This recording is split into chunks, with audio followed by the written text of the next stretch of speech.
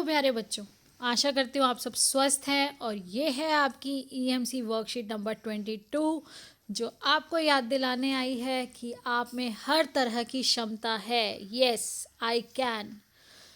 तो आप सब कुछ कर सकते हैं। I can do it. हमेशा बेटा जब सबसे पहले आप अपना ये मैसेज देंगे तभी आपका जो कॉन्फिडेंस लेवल है उतना ही इन्हांस होता है। तो अब आज हम देखते हैं कि आज हमें किस तरह से कौन से स्टेप्स को फॉलो करके किसी भी चीज़ को करना चाहिए। तो देखिए ये दो बच्चे हैं जिसमें से पहला बच्चा कह रहा है मेरे अगले सप्ताह में होने वाली भाषण प्रतियोगिता में भाग लेने का बहुत मन कर रहा है। तो दूसरा बच्चा उससे क्या पूछ रहा है, देखिए। यह तो बहुत अच्छी बात है, क्या तुमने अपना नाम प्रतिभागियों की सूची में लिखवा दिया? तो बच्चे ने उससे पूछा। अब उसने क्या कहा, नहीं। क्या पहले कभी भाग लिया है? वो उससे सब क्वेश्चंस पूछ रहा है कि क्या आपने पहले कभी भाग लिया है। तो उसने कहा कोशिश करूँगा, पहले भाषण तो लिख लूँ, फिर कैसे करोगे? तो अब उससे वो पूछ रहा है कि अगर आपने भाषण लिख की प्रतियोगिता में पहले कभी भाग ही नहीं लिया तो अब कैसे करोगे? तो बेटा सबसे पहले ये इनिशिएटिव लेना लीडरशिप के लिए क्वालिटी या हमारे खुद के लिए भी ये बहुत बड़ी और बहुत अच्छी क्वालिटी है कि आप किसी भी काम को करने की कोशिश करें, उसके बारे में सोचें, अपने आसपास चीज़ों को एक्सप्लोर करें। तो अब देखिए, हम जीवन में जब भी कोई काम पहली बार करते हैं तो आत्मविश्वास की कमी के कारण या तो काम शुरू ही नहीं करते या बहुत मुश्किलें आती हैं तो हम घबराकर उसे बीच में छोड़ देते हैं। लेकिन सफलता की परवाह किए बिना आत्मविश्वास के बल पर आप पर भरोसा करते हुए मैं कर सकता हूँ या कर सकती हूँ, ये आपको बेटा अपने आप को सबसे पहले विश्वास दिलाना है। हम कार्य को छोटे छोटे लक्ष्यों में बांट सकते हैं, कुछ स्टेप्स में बांट लेते हैं। जैसे आप कभी भी किसी भी भाषा को सीखते हैं तो पहले उसके वर्णों का ज्ञान, अक्षर का ज्ञान होता है, फिर शब्दों का ज्ञान होता है, फिर वाक्य का ज्ञान होता है।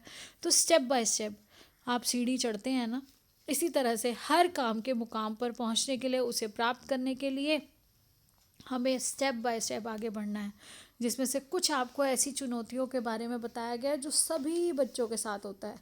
मैं सुबह जल्दी नहीं उठ पाता या पाती, मेरा प्रोजेक्ट कभी समय पर पूरा नहीं होता, मुझे अपनी वर्कशीट खुद से करने में बहुत मुश्किल होती है या डर लगता है, मैं बड़े होकर क्या बनना चाहता हूँ या चाहती हूँ, मुझे ये बात पेरेंट्स में करने में हिचकिचाहट होती है, मुझे टीचर से प्रश्न पूछने में घबराहट होती है। क्यों होती है बेटा? डरने की कोई ज़रूरत नहीं होती। आप सबसे पहले अपने ऊपर विश्वास, खुद का विश्वास जागृत करिए और उसमें देखिए अब तैयार हो जाइए। चुनी हुई चुनौती को सोचिए, आपने जो भी चुनौती इनमें से चुनी है उसको सोचिए और उस कार्य को पूरा करने के लिए कौन कौन से छोटे लक्ष्यों में उसे बांट सकते हैं। 10 मिनट का समय लेकर आपको वो स्टेप्स यहाँ पर लिखने हैं कि आप किस तरह से इसको पूरा कर सकते हैं। तो आप क्या, सबसे पहले तो आपको टाइम टेबल असाइन करना चाहिए। अगर आपका कोई प्रोजेक्ट नहीं हो पा रहा है तो टाइम टेबल असाइन करिए। टाइम से जैसे ही टीचर ने दिया उसे कोशिश करिए कि उसे समझ के काम करना कोशिश करें, ताकि कोई भी परेशानी आए तो लास्ट मिनट में आपको प्रॉब्लम ना हो, आप किसी से भी आराम से डिस्कस कर सकें। तो सबसे पहले तो बेटा उस चीज़ के लिए प्लान करना बहुत ज़रूरी है। तो आप सबसे पहले तो प्लान करिए उस चीज़ को और प्लान करके फिर उसको एग्जीक्यूट करना है। तो एग्जीक्यूशन में ही सबसे ज़्यादा प्रॉब्लम आ रही है कि आप किस तरह से उस काम को करेंगे। तो उस काम को करने के लिए आप छोटे छोटे स्टेप्स में कौन सा काम कैसे करना चाहेंगे या कैसे आप किसकी मदद लेंगे। आपको प्लानिंग में ये भी देखना है कि आप जो प्लान करेंगे काम कैसे करेंगे और किसकी मदद के द्वारा करेंगे। जो आपकी प्लानिंग है उस प्लानिंग में आपको ये भी देखना है कि किस तरह से वेज क्या होंगे आपके, और अगर आपको ज़रूरत पड़ेगी तो आप किसकी हेल्प ले सकते हैं। आपको ये सब प्लान आउट कर लेना है और फिर उसके बाद उसको एग्जीक्यूट करना है, यानी कि उसको करके देखना है, फिर उसको एनालाइज करना है। अगर कोई प्रॉब्लम है तो फिर से आप उसमें वो चेंजेस अगर टाइम से करेंगे। बेटा टाइम मैनेजमेंट बहुत ज़रूरी है। अगर कोई भी काम टाइम से किया जाए, टाइम मैनेज करके किया जाए तो बहुत अच्छे से किया जा सकता है और उस सक्सेस रेट भी बहुत ज़्यादा होता है। 100% सक्सेस होता है अगर टाइम मैनेजमेंट और डिसिप्लिन के साथ कोई भी काम किया जाए तो। तो जो आपको अपना लक्ष्य पूरा करने में मदद कर सकते हैं उन लोगों के नाम आपको यहाँ पर लिखने हैं। आपकी मम्मी कर सकती हैं, आपके पापा कर सकते हैं, आपके कोई फ्रेंड है उसका नाम लिखिए। चुने हुए कार्य को स्टेप में बांटकर करने से क्या समझ आया। जब बेटा छोटे छोटे होंगे ना, आप उन स्टेप्स को जब लिखेंगे तो उन स्टेप्स की लिस्ट बना लीजिए, और जैसे जैसे आप हर स्टेप को कंप्लीट करते जाएं उसे टिक मार्क करिए, तो आपको एक सेटिस्फेक्शन लेवल होगा और अचीवमेंट फील होगी कि मैंने इतना कर लिया। अगर मैम ने एक प्रोजेक्ट में आपको 4 टॉपिक दिए हैं तो वो 4 टॉपिक आप अलग अलग लिख लीजिए। एक दिन में नहीं हो पाएगा, आप बर्डन मत लीजिए। स्ट्रेस तब होता है जब हम बहुत बड़ा समझते हैं किसी काम को। आप जैसे जैसे एक पार्ट करते हैं तो उस पर टिक करिए, दूसरे पार्ट पे टिक करिए, उस पार्ट में भी आप क्या क्या टॉपिक्स लेना चाहते हैं वो सब लिखिए। और जैसे जैसे जो करते जा रहे हैं उसको जब आप टिक करेंगे तो आपको एक सेटिस्फेक्शन और कॉन्फिडेंस आपका इंक्रीज़ होगा और आप और भी अच्छे से काम कर पाएंगे।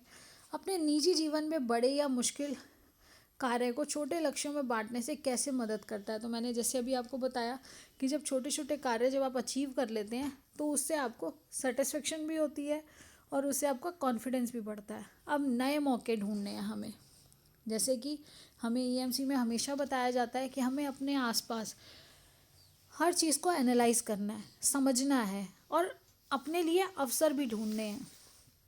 आजकल बहुत से विद्यार्थियों की ऑनलाइन क्लास हो रही है। आपके और आपके अध्यापकों के लिए ये एक नया काम था, इसमें भी चुनौती थी, साथ ही साथ बहुत कुछ नया सीखने को करने का भी अवसर आया। अब अपने दोस्तों और अध्यापकों से बात करने के बाद नीचे दी गई तालिका में आपको भरना है और साझा करना है कि आपने इससे क्या सीखा। तो देखिए, सबसे पहले हमारे लिए क्या क्या चुनौतियाँ थी जो आज भी है कि हम आप बच्चों के पास कैसे पहुँचे। जैसे अब हमने यूट्यूब के माध्यम से वीडियोस बनाना सीखा। बेटा पहले कभी किसी टीचर ने नहीं बनाई थी, किसी को ये चीज़ किसी ने सोचा भी नहीं था कि हमें एक दिन ऐसा होगा जिस दिन हम यूट्यूब के माध्यम से ही बच्चों से मिल पाएंगे और बच्चे जब चाहेंगे जिस समय चाहेंगे। चुनौती थी कि किस समय बच्चों को क्लास दी जाए, क्योंकि उनके पास हमेशा 24/7 मोबाइल नहीं है, तो उसके लिए यूट्यूब का समाधान आया। अब हमने क्या सीखा, हम भी टेक्नोलॉजी में अब सक्षम हो गए उसे इस्तेमाल करने के लिए, बच्चे भी और टीचर्स भी।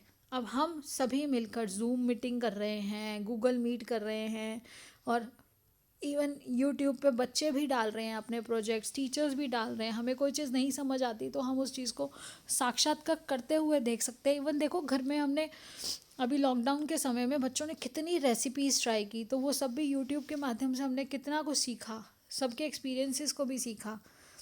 अब बताइए कि कोई एक काम जो आपको मुश्किल लग रहा था आपने कर लिया। अब आपको अंत में ये बताना है कि जो आपने काम सोचा था क्या आप उसमें सक्सेसफुल हुए। अध्यापकों ने इस स्थिति का कैसे लाभ उठाया। अब आपके अध्यापकों ने इस स्थिति का कैसे लाभ उठाया, तो मैं अपना शेयर कर सकती हूँ कि देखिए बेटा, आज ई लर्निंग की वजह से बहुत सारी ऐसी चीज़ें हैं जो हम आपको पहले नहीं दिखा पाते थे।